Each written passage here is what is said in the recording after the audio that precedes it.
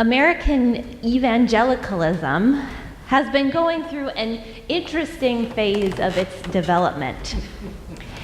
Evangelicalism, as we know it today, really only began in the 1970s, which means that that first generation of evangelicals all came from some other tradition and had experienced a come to Jesus conversion moment. So when that first generation started to have kids, they ran into a problem. Their conversion experience had been so powerful and meaningful and fundamental in their lives that they wanted their kids to have that same experience. But their kids weren't coming into the faith from somewhere else. They didn't need to convert unless it was to something other than their parents' evangelical faith, which was not what their parents wanted. Because of this, evangelical parents have to let go of that desire for their kids to have the same conversion experience as they did, if they want their kids to stay in the faith. We Unitarian Universalists have had a similar problem. So many UUs grew up in other faiths, or with no faith at all, and so come here with a story of seeking and choosing, or of rejecting, seeking, and choosing. I think this is especially true of my parents' generation, but it does continue to be true today. What follows is that the adults in our church, whether they have their own children or not, want the children of our church to have the same experience of seeking and choosing, or even rejecting and seeking and choosing. It was such a powerful and important part of their religious journeys, of some of your religious journeys, that they can't imagine a journey without such an experience. This desire to let our children figure out their own path is magnified by our collective belief in a free search for meaning and our general tentativeness around anything that might resemble proselytizing. I have seen this manifest itself in so many ways in our congregations. It shows up in the way that we sometimes teach more about every other religion in our faith formation classes than our own. It shows up in our coming of age programs, where the focus is all on coming up with one's own beliefs, rather than a deepening understanding of Unitarian Universalism. It shows up in our collective reluctance to name and claim our shared Unitarian Universalist theology. And it shows up in our general ambivalence around raising our kids to be lifelong Unitarian Universalists. It is as if having integrity as a Unitarian Universalist means that we have to be completely unattached to where our children end up in their religious lives. Sometimes it feels as if being true to Unitarian Universalism means that I am supposed to give our children as little religious guidance as possible and just cross my fingers that someday they might wind up coming back to a UU church. That in fact, encouraging them to be Unitarian Universalist is somehow anti-UU. I often hear Unitarian Universalist parents with grown-up children have feelings about their children's religious lives that are much more nuanced than that. They do actually care. There's a sadness, a wistfulness about the fact that their children don't attend that UU church that's down the block from where they live. This is usually very quickly followed by the qualifier, but they definitely learned good values here. The implication is that the most important thing is that their child grew up to be a good person, not that they continued in this faith. And I totally get that sentiment. If my kids end up not being UUs, I will cry, but I do hope that they will at least be good people. But to be quite honest, I am much more interested in raising lifelong Unitarian Universalists than I am in raising general good people. I want our children to know our values and live them in the world, yes, for sure, but I also want them to know our faith, to have a community around them that continues to nurture those values throughout their lives. I want them to have that wrought faith forever. To me, integrity as a Unitarian, integrity to Unitarian Universalism means that I want our kids to be true to UU too. That's a lot of rhyming. I want our kids to catch our faith, to learn our stories, to buy into Unitarian Universalism, and to seek a deeper connection with this beloved community. And I think that many of you agree, even if you're not sure how to make that fit with your distaste for proselytizing. One of the reasons that I was attracted to this congregation when you were in search for a new minister is because you had articulated a specific commitment to youth, young adults, and young families. And in that, you expressed a tentative hope that those who grew up in this congregation might stick around. Here's what you said back in 2015. We do not see a great many young adults at Sunday services or other church events, nor are they likely to see us at one of their gatherings. We believe our church would be an attractive spiritual home for young families, yet we do not see as many joining the congregation as we might hope. We acknowledge that engaging 18 to 35-year-olds will be challenging, but we believe more could be done to attract and retain youth and young adults. Our goal, you said, is for young people to feel welcomed into our church community. We would like the young people that grow up in our church to share an enduring sense of acceptance and belonging to this place, wherever the wind may take them.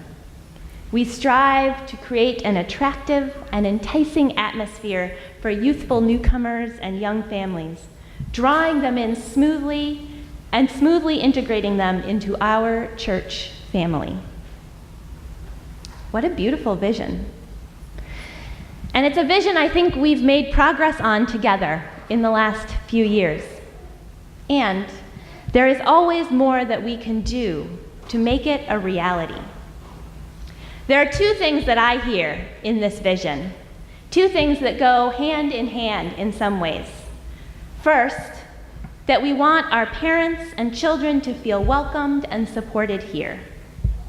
And second, that we want the children who grow up here to continue to be connected to our faith as they become adults. We want children to feel deeply a part of our church now, and we want that connection to continue throughout their entire lives. Now, I want to be clear that when I say our children, I don't just mean the children that you are the primary caregiver for. When we dedicate children here, we are, as a congregation, all commit to being a part of raising them and nurturing their faith. We commit to being their village. We are all responsible for all of our children.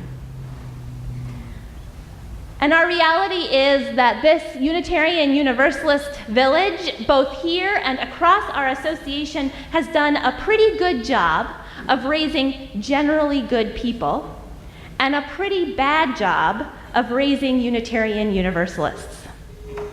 Only 10% of people who were raised in UU churches have stayed in UU churches. And I think a big part of that problem is our own distaste for anything that might feel like we are forcing our children to be UUs. But here's the thing. Our kids are never going to be able to choose to be Unitarian Universalists unless we invite them in.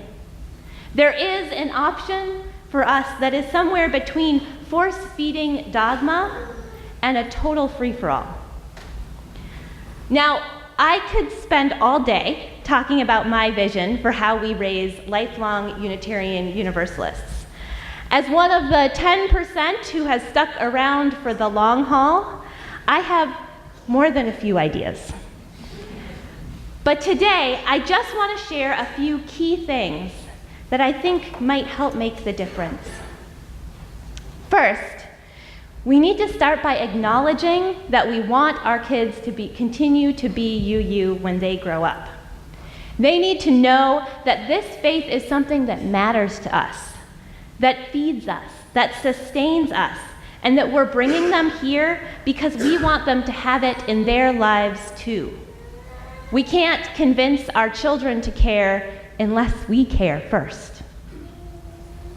Second, we need to talk to our children about what we believe, both as individuals and as a faith. A friend of mine who grew up UU tells a great story about when she was in elementary school and asked her mom what her mom believed about God. Her mom answered in a very UU way, saying something like, "Some people believe that God is a being who has control over the world. Some people believe that God is a force they can't fully understand. Some people believe in many gods. Some don't believe in any God at all, and some people aren't sure." This answer did not satisfy my friend at all, who responded, "But what do you believe?" Sharing our beliefs with our children is not the same as forcing them down their throats. And in fact, there are times when developmentally, this is what children need. Those first two stages of faith, caught and taught, require that we are showing and telling our children about our faith, not someone else's faith, not the many choices that are out there, but teaching them who we are. And, as our words for reflection put it, that this is what we do here.